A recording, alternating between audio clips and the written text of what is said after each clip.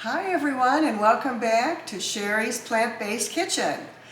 Today is another cloudy day in Chicago, so what am I doing? I'm in the kitchen, of course, and thinking about how I can use up a nice head of cauliflower tonight for our dinner.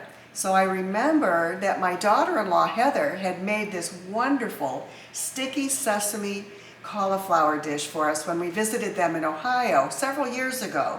And I've made it, but not for a long time, so I thought I'd show you how to do it. So as usual, I've gone ahead and prepared some of it ahead of time, so you don't have to sit here and watch the oven going on 20 minutes. So the first thing I had to do was get one big head of cauliflower, and I cut it into small little florets, about this size. Now then what I did, I took a big bowl, and in that bowl I have a mixture of gluten-free flour.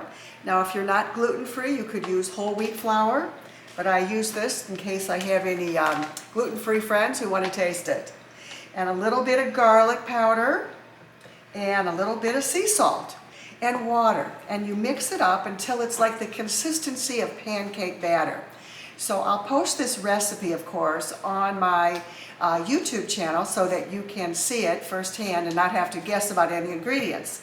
But what I will say is that when you add the cup of water, I think it's a cup of water, let me see.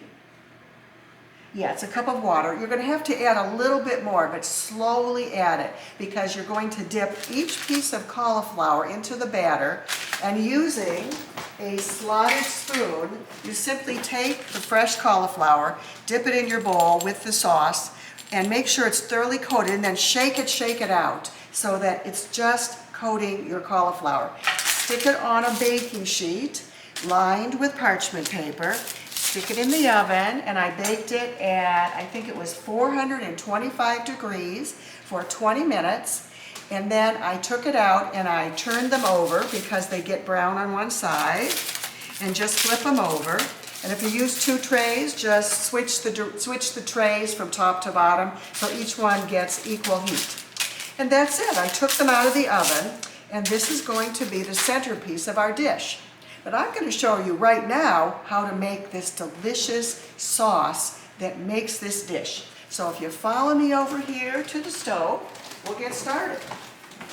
So what I did was I doubled this because I like this sauce so much. I like to have a little extra to just dip into if we need to. So I took fresh ginger, about an inch of fresh ginger that I had cut up already into little pieces. And I think I used about maybe 5 or 6 cloves of garlic. And that's what it looks like. And now we're going to simply put it on the stove for about a minute and a half. I'm going to just saute it till it gets nice and flavorful. So I'll talk to you as we do this so you don't have to just watch me cooking garlic and ginger. You know, Thanksgiving is coming next month. And I always love to share with everyone some of my favorite Thanksgiving recipes. I'm actually doing a program for a doctor in Tennessee next month, and I've already started to look through all of my recipes, so I will be sharing them with you too. So what I'll do is I'll be cooking main dishes, appetizers, side dishes, those kind of things, so that you can enjoy them for your Thanksgiving. So I'm just looking here, we're getting a little fragrant. Yeah, I can smell it. I'm going to turn down the heat just a little. And pretty soon we're going to add our other ingredients. And this sauce consists of the following ingredients. It consists of agave nectar. This is tomato paste, sriracha, rice vinegar, and Bragg's liquid aminos. So all I'm going to do is add these into the pot now, and we're going to let this cook up until it thickens. So we'll spend a few more minutes together while I cook. Running out of juice. 2 minutes. Okay. So my husband informed me that we may not have charged the camera enough, so if this cuts off, obviously I will have to do this again someday, but hopefully we'll get this in. So I'm just going to cook this up, And then I'm going to show you how to assemble this. So while this is cooking, let me show you what I'm going to do. I went ahead and made some brown rice right here. And I'm going to take it and I'm going to put it in the middle of my serving dish over here. So let's just put it in here and put it in the middle. There we go. Now, I also made some steamed broccoli and red peppers. And I'm going to take them and I'm going to distribute them around the edges like so.